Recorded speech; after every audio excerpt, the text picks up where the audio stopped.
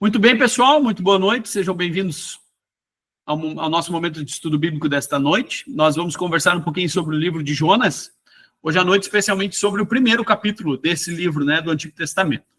Nós pedimos que o nosso Deus Pai, Filho e Espírito Santo nos acompanhe, nos abençoe, esteja conosco quando nós queremos conversar mesmo, compartilhar, fiquem à vontade para participar do estudo, não me deixem falando sozinho, em outras palavras, sobre o assunto que aparece nesse livro bíblico que é tão conhecido, tão comum assim, as crianças, é uma história muito infantil também, pelo menos uma parte dela em si, mas também tem muito a nos ensinar em muitas coisas. Muito bem, pessoal, se a gente vai olhar para uma história bíblica, a gente precisa pensar um pouquinho mais sobre todo o contexto que envolve ela, Então, além da pergunta que foi mandada no nosso grupo lá, agora a gente pode olhar para mais algumas e tentar responder elas, Aonde ficava a Síria? É a primeira pergunta, já que nós estamos falando desse lugar, e desse povo. E aí a gente pode viajar um pouquinho nos mapas aí, Tentem dar uma olhadinha aí e se encontrem. O mapa provavelmente está escrito numa língua hispana aí, em espanhol, por isso que tem alguma escrita diferente. Por exemplo, a Síria está escrito com um S só, Mas deem uma olhadinha aí e tentem se encontrar. A maioria das histórias que nós lemos nas nossas Bíblias, especialmente falando do Novo Testamento, nós lemos na região de Israel aqui, É ali mais ou menos onde se passa tudo isso, Eu estou com o mouse ali, eu não sei se vai aparecer para vocês, é um pouco pequeno, Mas a capital de Israel, Jerusalém, uma das cidades, a cidade mais importante para os israelitas. Aí tem outras cidades que aparecem na Bíblia, Tiro, Sidom, mais para o ladinho de lá, o Egito. E a Síria, pessoal, fica mais acima lá, Fica meio... É no Iraque, pastor? É onde hoje é o Iraque. É atual Iraque, isso mesmo, atual Iraque. É um país bem grande, assim, É um território bem grande, É bem grande mesmo. A Síria fica na época ficava entre os dois grandes rios, Tigre e Eufrates, E a cidade de Nínive, que vai aparecer no nosso texto, vai aparecer ao longo da história aí, é bem lá mais para o norte, assim, No atual Iraque também é uma cidade que fica bem acima lá, quase lá nos limites, Mas tem uma informação quanto aos anos ali. Essa região toda aí é chamada de Mesopotâmia, Especialmente, na verdade, entre os rios ali, Tigre e Eufrates, é chamado de Mesopotâmia, E aí aparece 3 cores ali, que a gente vê que são os impérios, Primeiro é o Império Sumério, daria para dizer, a Suméria. O segundo império é o Império Babilônico, que também é um império que aparece muito na Escritura. E, por fim, então, o Império Assírio, que é o do nosso contexto, Se vocês olharem aí, ele foi o maior deles, O maior território conquistado por esses povos é justamente do povo assírio, Toda essa região aí que vai até lá no Egito, Então, isso tem importância para a história, Para nos situarmos aí, De Nínive até Israel dava mais ou menos uns 900 quilômetros. Eu não sei qual é o tamanho dessa viagem aí, Qual é a tua distância agora, nossa aí, Ricardo? Sabe dizer em quilômetros, não? Dá 790, mais ou menos. Aí, Pouquinho mais, então, do que isso, Tá? Muito bem. Segunda pergunta. Quem era o tal do povo assírio, Olhando para esse povo, quem eram eles? Daí um pouquinho de texto para a gente refletir sobre. Os assírios foram um dos povos que habitaram a Mesopotâmia. O seu império destacou-se dos demais por ter sido o maior desenvolvido neste lugar, e não só ali, mas em todo aquele vasto território lá, O domínio assírio perdurou aproximadamente de 1300 a.C. até 612 a.C. Então, é um bom tempo aí de império, Ao longo de sua história, destacaram-se Nínive, Assur e Nimrod, como as principais cidades mesopotâmicas. Assur, o nome assírio vem, na verdade, da cidade de Assur, que foi a primeira, ou talvez a mais importante delas, Um dos mais conhecidos reis assírios foi Assurbanipal, responsável por construir a grande biblioteca de Nínive, que continha milhares de tabuletas em escrita cuneiforme, um dos tipos de escrita da antiguidade, né? Essa fonte da internet, ok? Um dos reis bem conhecidos, ele não era só conhecido por causa do grande império, mas também por causa da sua crueldade, a gente vai olhar isso depois. Os assírios constituíram uma cidade extremamente militarizada. Com o processo de expansão do seu império, os reis assírios transformaram o exército assírio no primeiro exército profissional da história da humanidade. Portanto, seus guerreiros eram contratados e pagos única e exclusivamente para se aperfeiçoarem para a guerra e para manter os povos conquistados sob o seu controle. Os assírios utilizaram-se de violência e do terror. Imaginem, né, que muitos povos eram feitos no momento que precisava de guerra. Vem lá camponês, vem qualquer artesão, né? Vem um agricultor, vem pessoas que não são treinados para a guerra, e esses homens compunham o exército, né? Ao longo da história da Síria, eles tornaram a coisa profissional. Eles tinham exércitos que eram para pessoas que só viviam, homens que só viviam como soldados, né? Isso é óbvio que numa batalha tem muita diferença, né? Numa batalha tem muita diferença. As pessoas conseguiam conquistar, né? E eram um exército mais bem treinado. Muito bem. Uma das imagens que contém lá no Museu Britânico diz assim: a crueldade de Assurbanipal. Isso está escrito na língua e foi traduzido, obviamente, né? Capturei vários soldados com vida, cortei braços e mãos de alguns, de outros cortei o nariz, orelhas e extremidades. Arranquei os olhos de muitos soldados. Fiz uma pilha de vivos e outra de cabeças. Pendurei as cabeças nas árvores ao redor da cidade, queimei os meninos e as meninas adolescentes. Isso quando se fala no Império Assírio, se lembra da crueldade deles, e daria para pensar numa série de outras coisas que não tem necessariamente necessidade da gente pensar. Mas a crueldade, a maldade deles era para esse lado assim, gente. Era algo assustador mesmo, né? E esse foi um dos reis importantes aí da época, né? Tá? Continuando, agora a gente olha então um pouquinho para onde nós estamos viajando junto com o profeta, né? Junto com Jonas. E a cidade de Nínive, né? Essa cidade tão conhecida nossa.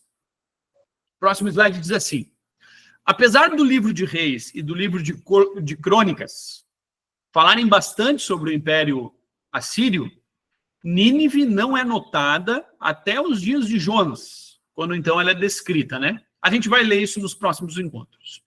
Onde ela é descrita, então, como uma cidade excessivamente grande, com 3 dias de jornada, provavelmente em circuito, né? Uma caminhada que é organizada, digamos assim, para que pudesse passar em toda ela, né?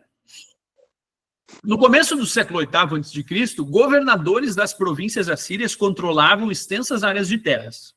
E foi nesse período que o profeta Jonas visitou a cidade de Nínive, muito provavelmente, né? Ao longo do império ali, teve reis que controlaram muitas coisas, teve reis mais fracos, então a coisa foi mudando assim, né? Não foi algo sempre muito constante, pelo que a história nos diz, né? Tá? Mas muito provavelmente quando tinha vários reis ou governadores de províncias, assim, que foi um momento em que Jonas, então, visitou a cidade de Nínive. Tanto que nos diz lá na cidade que o rei era o rei de Nínive, não era o rei da Síria. Se fosse o rei da Síria, seria algo grande, né? Mas nos diz o texto da Bíblia que ele era o rei de Nínive, né? É aquele lugar ali, muito provavelmente como uma província, né? Tá?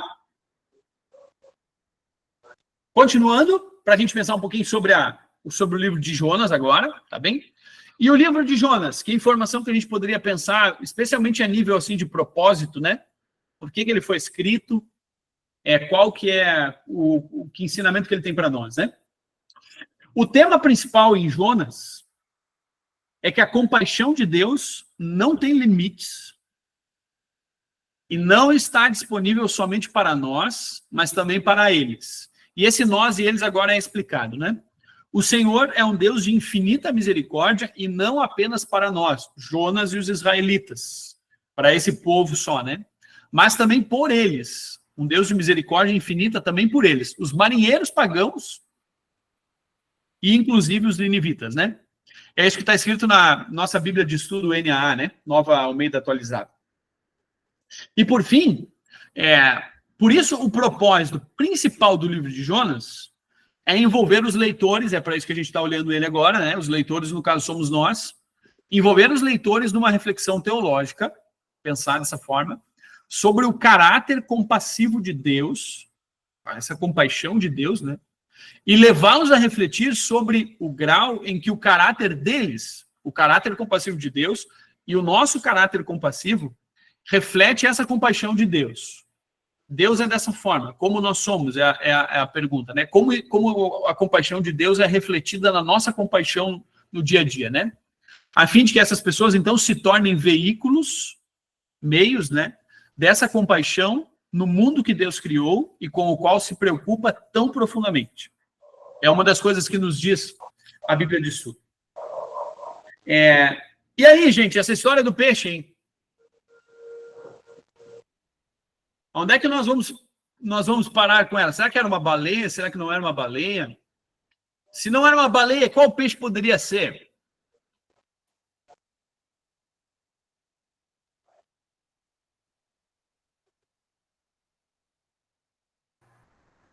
Pode ser um tubarão. Tem que ser um peixe grande. Está escrito peixe grande, né? Então, pensar nos peixes grandes. Um peixe grande pode ser um tubarão. Helena, o que tem de comentário aí? O Daniel está do teu lado, quero ver o... Fala, Daniel. Um tubarão branco. Um tubarão branco. Eu pedi ajuda do... Pirarucu. É enorme. É grande mesmo também, né? Mas eu acho que é água doce, né? Mas aí também... Pirarucu é água doce. Peixe amazônico. A Bíblia não especifica o nome do peixe, só diz que era grande. Precisa ser grande a ponto de conseguir engolir um homem, né? O Dani perdeu um dele. Eu pedi ajuda do Dani, do meu filho, né? Para fazer o estudo de hoje.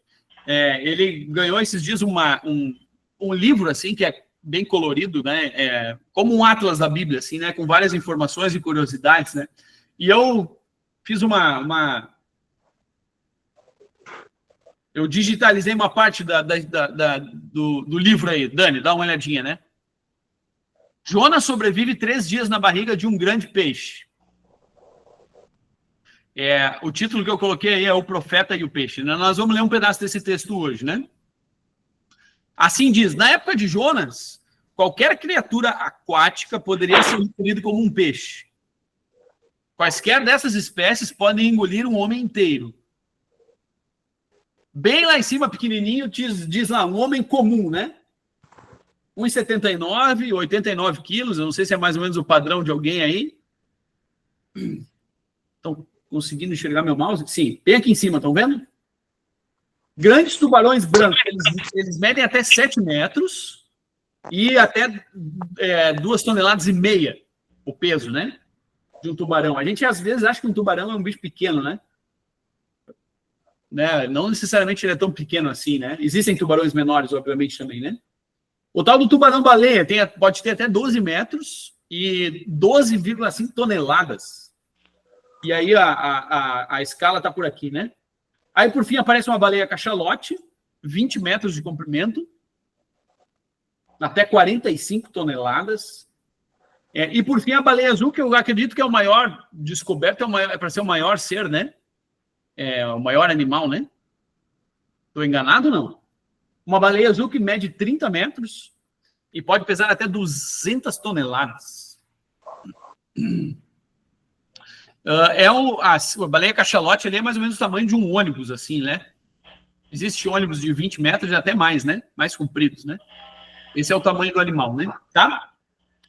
E aí, qual que é uma das opções? Tem outros textos pequenininhos ali. Alguns cientistas sugerem que provavelmente foi um grande tubarão branco que engoliu Jonas. Mas é a sugestão, né? A gente normalmente não fala que é um tubarão, né? Um tubarão comeu Jonas, né? Até porque a gente pensa, acho que nos dentes ali, e acha que se fosse um tubarão, ele estaria esmigalhado lá, né? Eles não precisam mastigar, apontando ali para a baleia cachalote, né? A sua comida. Então, Jonas poderia ter sido engolido inteiro, né? Em geral, a gente fala baleia, né?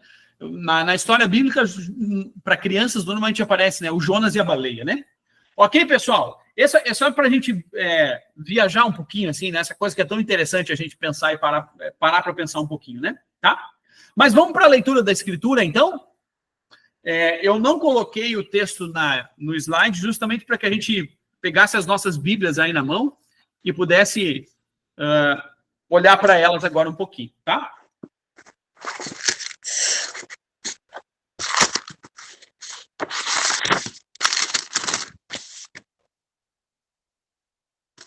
Bíblias à mão, vamos nessa?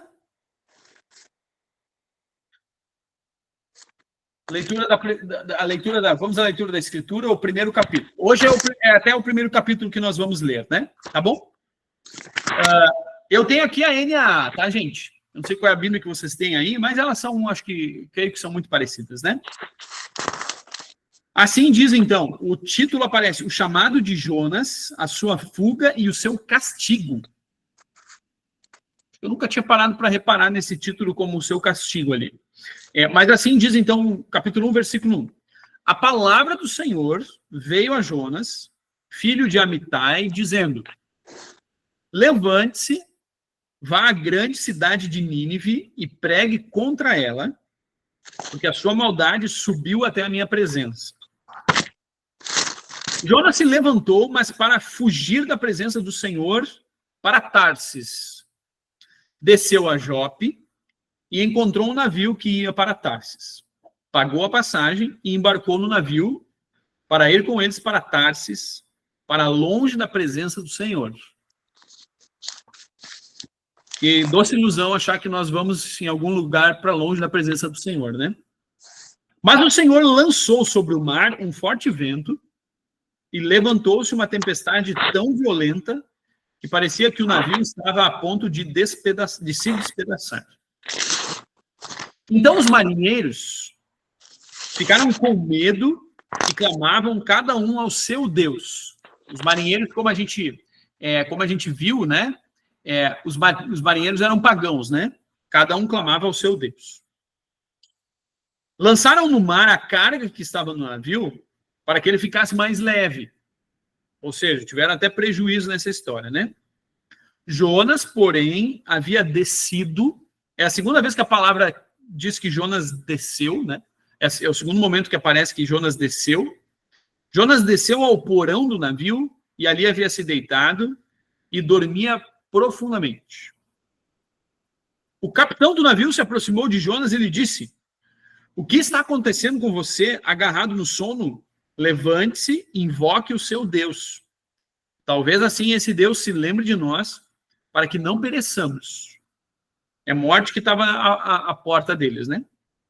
Os marinheiros diziam uns aos outros: vamos lançar sortes para descobrir quem é o culpado desse mal que caiu sobre nós. E lançaram sortes, e a sorte caiu sobre Jonas. Então lhe disseram, curioso que a sorte, né, foi um jogo, a gente diz jogo de azar hoje em dia, né? Um jogo de lançar sortes. A gente não sabe qual era o método deles, né? Mas o Deus controla não só o mar, não só o peixe, né? Não só a natureza em todas as coisas, mas ele também controla o próprio lançar de sortes ali, né? Então lhe disseram no versículo 8, agora nos diga quem é o culpado por este mal que nos aconteceu. Qual é a sua ocupação? De onde você vem? Qual a sua terra? E de que povo você é? Fizeram um interrogatório com Jonas, né? Jonas respondeu, eu sou hebreu e temo o Senhor, o Deus do céu, que fez o mar e a terra. Então os homens ficaram com muito medo e lhe perguntaram, o que é isso que você fez? Pois aqueles homens sabiam que Jonas estava fugindo da presença do Senhor, porque ele lhes havia contado, em algum momento antes da viagem, Jonas deve ter contado para eles. Então lhe perguntaram, o que devemos fazer com você para que o mar se acalme? Disseram isto porque o mar ia se tornando cada vez mais tempestuoso. Jonas respondeu, peguem-me e me lancem no mar. Então o mar ficará calmo. Porque eu sei que por minha causa, esta grande tempestade caiu sobre vocês. Em vez disso, os homens remavam, esforçando-se para alcançar a terra. Mas não podiam, porque o mar ia se tornando cada vez mais tempestuoso contra eles. Então clamaram ao Senhor e disseram, antes cada um estava clamando por seu Deus, agora de repente todos eles clamaram ao Senhor e disseram, ah, Senhor, rogamos-te que não nos deixes perecer por causa da vida deste homem, e não faças cair sobre nós este sangue inocente, porque tu, Senhor, fizeste o que foi do teu agrado. Em seguida, os marinheiros pegaram Jonas e o lançaram no mar, e a fúria do mar se acalmou. Então esses homens temeram muito o Senhor, ofereceram sacrifícios ao Senhor e fizeram votos. E aí o último versículo do primeiro capítulo, o Senhor ordenou que um grande peixe engolisse Jonas. E Jonas esteve 3 dias e 3 noites no ventre do peixe. Assim termina o capítulo 1. Muito bem, pessoal. Dá para comentar alguma coisa de forma breve, mas a gente pode comentar juntos, fiquem à vontade para trocar alguma ideia sobre isso, né? Mas Deus manda dar uma ordem para Jonas, levante-se e vai para a grande cidade de Nínive. A maldade dela subiu até a minha presença.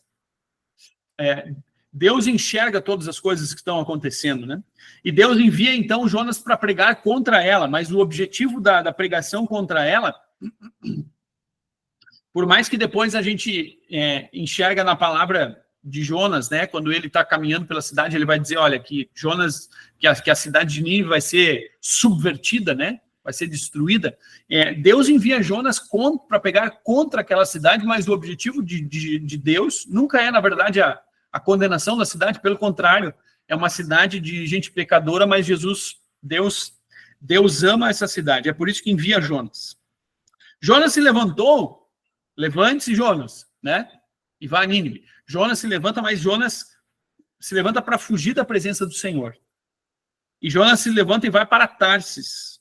E é curioso que no capítulo 3 vezes aparece a palavra Tarsis. Jonas se levantou, foi para Tarsis, depois ele encontrou um navio que ia para Tarsis, pagou a passagem e foi com eles para Tarsis, dizendo assim, olha, o lugar que eu estou indo é o contrário de Nínive.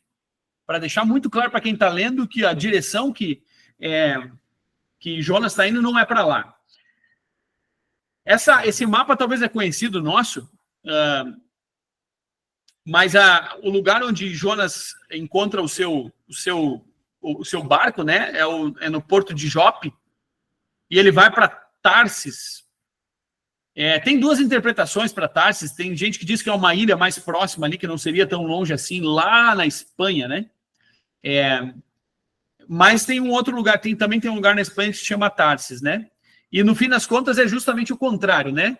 Jonas é chamado para ir para Nínive, ele nem precisaria ter pegado o barco, na verdade, para fazer isso, né? Mas ele quer ir para o lado contrário. E o texto nos diz que por 3 vezes Jonas diz, olha, eu estou indo para Tarsis, eu estou indo para Tarsis, eu estou indo para Tarsis, né?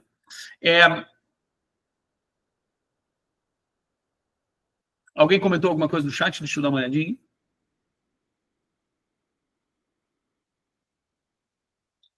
Uma barracuda bem grande também. Tem evidência de que antigamente a altura de um homem adulto era menor do que hoje em dia. A gente, em geral, fala baleia. Foi comentado isso antes, né? E agora, falar em subiu até a minha presença é uma associação aos sacrifícios e orações que sobem como um cheiro, é a pergunta. Obviamente, num sentido negativo nesse caso. Eu acho que dá para pensar que sim, né? De alguma forma, né? Daria para olhar com mais calma, na verdade. Eu acabei não olhando com mais calma nesse versículo, né? Mas sim para o lado de que todas as coisas que acontecem não passam despercebidas aos olhos de Deus. Toda a maldade que acontece, ou na verdade toda a ação do ser humano, não é algo que Deus não conhece, né? A gente vê muitas pessoas dizendo, isso nunca vai mudar, isso vai ser sempre assim, eu não me importo com o que eu faço, se vai fazer mal para alguém ou não, né? Tudo isso está nesse contexto assim da maldade de Nínive, a gente pode pensar. Deus tem observado isso. Isso não passa escondido aos seus olhos, né? Ele conhece todas as coisas. Mas é curioso que Jonas desceu a Jope. Ali diz assim, né? Jonas desce a Jope. E depois também aparece que Jonas, no capítulo 5, no versículo 5, no final do versículo 5, diz assim, que todos estavam clamando para Deus como se, para ser o Deus, né, como se fizesse uma referência para o alto, assim, né, chamando os céus de alguma forma, dessa forma, assim, né, e Jonas, porém, havia descido ao porão do navio. Primeiro Jonas desce para Jope, e aí entre esses dois versículos nos diz que Jonas faz isso para longe da presença de Deus. Muitas vezes descer pode ser um sinônimo também para a morte, né? E ele desceu ao mundo dos mortos, né? A gente pode pensar dessa forma. Quando Jonas tenta se afastar da presença de Deus, ele não tem outra direção para ir a não ser descer para o lado da morte, dá para pensar dessa forma, né? Quando Jonas diz, olha, eu quero fugir de Deus porque eu não quero cumprir o que ele me diz, o único lugar que ele tem para ir, se ele quer fugir de Deus, ele está, num certo sentido, né, dá para pensar nesse distanciar-se, é um descer, né? É um estar mais perto da morte, digamos assim. Os dois verbos aparecem aí, ele desceu para Jope, ele desceu até o porão do navio, querendo se esconder, né? Dá a entender que ele está tentando ir para um lugar profundo, assim, e esse lugar longe da presença do Senhor, num certo sentido, a gente pode falar, seria, na verdade, a própria morte, né? Ou fugir, né? Descer à morte, num certo sentido, tá? E aí, então, acontece a continuação do texto, né? O capitão do navio conversa com Jonas e manda que ele ore. Até agora, Jonas não orou nenhuma vez no capítulo. Deus manda Jonas ir para algum lugar. Normalmente, quando a gente vai fazer uma viagem, a gente diz, né? Faz a tua oração para que, né, Deus conduza a viagem. A gente não tenta fazer dessa forma, né? Eu tenho uma atividade para fazer hoje, então eu vou fazer uma oração para que Deus peça. A gente acorda de manhã e pede a companhia de Deus, né? Jonas não aparece orando em nenhum momento. Jonas vai orar só depois. Até agora, Jonas é um profeta que não fala em oração com Deus. No capítulo 1, né? E aí então, acontece um lançamento de sortes ali, Deus controla isso, assim como ele controla o peixe, assim como ele controla a natureza, né? Na história de Jonas, isso tudo fica muito claro, bem aparente. E vejam só que aparece agora uma espécie de uma contradição, assim, né? No versículo 9, quando os marinheiros perguntam para Jonas de onde que ele vem, para onde que ele vai, quem é ele, qual é o seu Deus, Jonas diz assim, eu sou hebreu e temo o Senhor. Mas lá no fundo, de certa forma, Jonas não está temente a Deus quando ele não obedece à ordem de Deus, né? E aí acontece um jogo de palavras entre temer e ter medo. Temer e ter medo. A gente pode pensar que Jonas teve medo quando ele foi jogado no mar. Ele falou que ele temia a Deus. E quando ele falou para eles que temia o Senhor, no versículo 10 diz que os homens então ficaram com muito medo. E lhe perguntaram, por que você fez isso, né? O que é isso que você fez, né? Porque Jonas estava tentando fugir da presença de Deus. Como é que nós vamos fazer agora para que esse mar se acalme? E Jonas diz, peguem e me lancem no mar, vocês não têm outra coisa para fazer. Eles ainda insistem em remar para o lado da terra, né? Eles tentam ir para algum lugar, mais longe disso eles não conseguem porque o vento está muito forte, né? E daí, então, todos eles oram e oram para Deus, oram para o Senhor, não tem mais ninguém falando com o seu Deus agora, né? Mas eles falam com esse Deus que é dono de todas as coisas. E aí eles, então, pegam Jonas, jogam no mar, e o mar se acalma. Não é a primeira vez, ou melhor, no Antigo Testamento talvez até seja, né? Eu não lembro de uma outra ocasião. Mas nos textos do Novo Testamento nós vemos várias vezes Jesus acalmando o mar, né? Jesus como Senhor sobre céus e terra e a própria água, né? Quando eles jogam Jonas no mar, o mar se acalma, e aí então esses homens temeram muito o Senhor. Ofereceram sacrifício e fizeram votos a ele. É curioso que primeiro Jonas diz que teme a Deus, mas ele está fazendo algo contrário a alguém que teme a Deus, porque ele não obedece à sua ordem. Aí os homens, os pagãos, têm medo do que pode acontecer, eles temem o Senhor, que está fazendo tudo aquilo, temem no sentido de ter medo, né, de tremer, né? E por fim, no final da história, ou melhor, no final do primeiro capítulo, os marinheiros começam a temer a Deus no sentido de temor. A gente fala temer em dois sentidos, né? Temor é reconhecer que Deus, reconhecer quem Deus é aquele que é digno de honra de todas as coisas, né? Não é simplesmente só ter medo, né? Mas eles temeram ao contrário do que eles tinham sentido medo antes. Agora eles temem a Deus no sentido de saber que Ele é o Senhor sobre todas as coisas. E aí o Senhor, então, ordena que um grande peixe engolisse Jonas, e Jonas fica na barriga do peixe durante 3 dias e 3 noites. Aí uma das imagens, mais uma imagem mais ou menos para a gente pensar, né, sobre isso. Jonas sendo jogado no mar no meio da tempestade, daí então a tempestade se acalmando, e por fim a baleia, o grande peixe aí, né? Eu não sei se isso aqui é um tubarão-baleia, eu acho que é para ser um tubarão-baleia nessa imagem. Alguém me dá um help aí, conhecedores do mundo aquático. É para ser, eu acho, né? Diga, Helena. Eu não sou conhecedora do mundo aquático, eu não sou bióloga nem nada. A imagem parece um tubarão-baleia, porque o Dani tem um monte de livro de tubarão. Mas só para comentar que na Bíblia ali a gente leu, está escrito peixe, né? E a baleia é um mamífero. E um peixe, o tubarão não é mamífero, o tubarão é um peixe. Sei lá, né? Pensei que encaixaria mais com o tubarão mesmo, ou um outro peixe mesmo, né? Tá? Só um comentário. Mas a biologia não é comigo. Não, mas tu está explicando aí sobre mamíferos, diferença de mamíferos e peixes e tal. Então, no início do próximo estudo bíblico, teremos ali uns 15 minutos de a biologia dos mamíferos e dos peixes, tá? Com a Helena. Dá para chamar a irmã gêmea dela, que é bióloga também aí, né? Para facilitar. Daí tudo bem. Não, daí tudo bem. Daí ela explica tudo direitinho. Nela eu confio. Muito bem. Mas, pessoal, agora para chegar no final do nosso estudo, vamos pensar um pouquinho sobre o que Jesus fala lá nos evangelhos, quando ele fala sobre o sinal de Jonas. Lembram disso, não? Diga, seu Hartwig. Pastor, a gente conhece essa história, mas está sendo tão bom a gente estudar em detalhes, né? Eu estava olhando, enquanto estava aquele mapa ali, eu estava olhando se a viagem de Jonas tivesse ido em linha reta para Nínive, como Deus queria que ele fizesse, ele teria cumprido a missão dele, não teria desobedecido a Deus, né? Mas a desobediência de Jonas teve um certo valor. Por quê? Os marinheiros, tudo indica, que foram também convertidos. Também dá para pensar dessa forma, né? Ótimo comentário, seu Hart. Isso mesmo, dá para pensar, né? No início aparece ali que aparece eles como pagãos, e depois, no fim das contas, eles reconhecem quem é o Deus para quem eles podem orar, eles oferecem até mesmo sacrifícios para eles, né?